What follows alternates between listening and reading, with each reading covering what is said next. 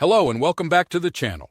Today we're going to explore a fascinating yet often unnoticed psychological bias that influences human behavior, reason-respecting tendency. This concept, often discussed by Charlie Munger, describes how people tend to accept explanations just because they sound logical, even when they don't hold up to real scrutiny. Humans have an innate desire to understand the world. When given a reason, no matter how weak or irrelevant, people are more likely to comply with a request or accept an idea simply because it seems to have a rationale behind it. This bias can be seen in marketing, business, investing, and even in everyday social interactions. Psychologists have studied this phenomenon in depth. One of the most famous experiments on this was conducted by Ellen Langer at Harvard University.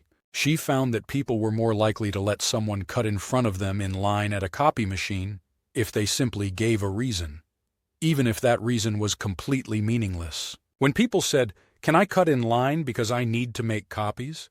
they were granted permission far more often than if they just asked, "Can I cut in line?" The word "because" triggered an automatic response, even though the reason itself didn't add any real justification. This tendency has significant implications in business. Companies often use it to persuade consumers into making purchases. Advertisements are filled with phrases that provide a reason, even if it's not particularly strong. How many times have you seen commercials say, "Buy now because this offer won't last," or "Choose this product because it's the best rated in its category"? The reasoning may not always be solid, but the mere presence of a reason makes people more likely to believe and act on it. One example of this in corporate history was the fall of Theranos. Elizabeth Holmes convinced investors, media, and even medical professionals that her company had revolutionary blood testing technology. She backed up her claims with impressive-sounding scientific jargon and vague explanations about proprietary technology. Many people accepted these explanations without questioning whether the technology actually worked. Investors poured in millions, and partnerships were formed with major companies. Eventually, it was revealed that the technology didn't function as promised, leading to one of the biggest scandals in Silicon Valley history.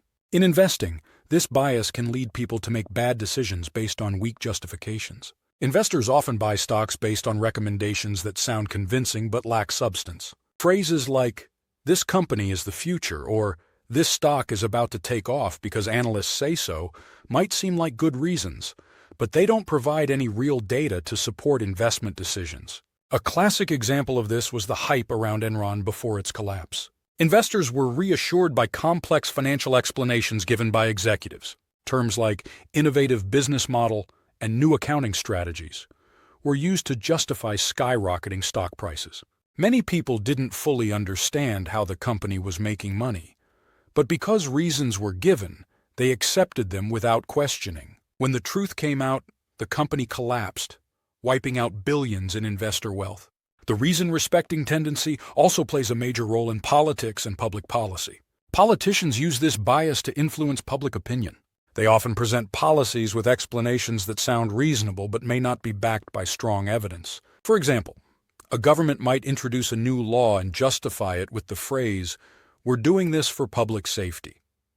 The reasoning may sound good, but if people don't critically evaluate whether the law actually improves public safety, they might accept it without question. This bias is also common in workplace culture. Employees often follow ineffective procedures simply because management provides a reason for them, even if the reason is outdated or irrational. How many times have you heard someone say, "We do it this way because that's how we've always done it"? The mere presence of a reason, even if weak, is enough to keep people from questioning inefficiencies. In personal life, this tendency can lead people to accept weak explanations for bad habits. Someone might justify an unhealthy diet by saying, "I eat this way because I don't have time to cook." Or they might avoid exercise with the excuse, "I don't work out because I'm just not a fitness person."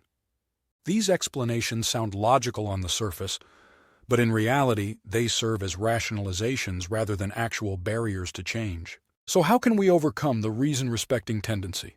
One of the most effective ways is to practice critical thinking. Instead of accepting an explanation at face value, ask deeper questions. Does the reason actually make sense? Is there evidence to support it? Would the argument hold up if examined closely? Another strategy is to differentiate between a real justification and a convenient excuse. Just because something sounds like a reason doesn't mean it's valid.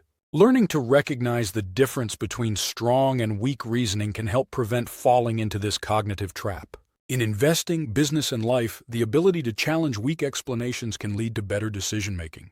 By questioning the reasons given to us, and the ones we give ourselves, we can avoid manipulation, make more rational choices, and ultimately achieve better results. If you found this video insightful, don't forget to like, subscribe, and hit the notification bell for more deep dives into cognitive biases, mental models, and decision-making strategies inspired by Charlie Munger, Warren Buffett, and other great thinkers.